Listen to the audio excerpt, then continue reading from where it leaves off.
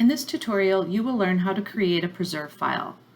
A preserve file is a single backup file of the current user's test protocol settings, including nerve and muscle lists, the user report headers, and all of the system report templates. If you've made changes to the default factory settings, it is recommended that you create a preserve file. After you start your Sierra Summit program, log in with your username and password. As an example, I've just changed some settings in my Sierra Summit, and now I want to create a preserve file. I'm going to click OK to save the changes that I just made.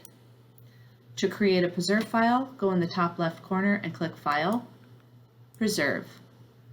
The Save As window opens up, and note the file path.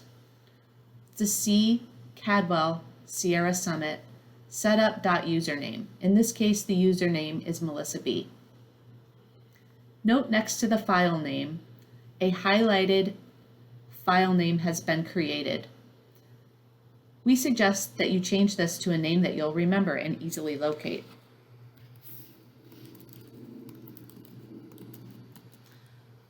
You can call this file Your Name Here, or if you wanted to call it Dr. Smith, you could call it Dr. Smith. Click Save.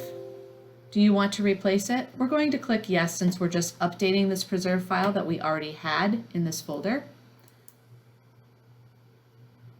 So now that the preserve file is created and I want to double check that it's saved where we just were, File, Preserve. YourNameHere.prs is the file we just saved, the date and time that we saved it.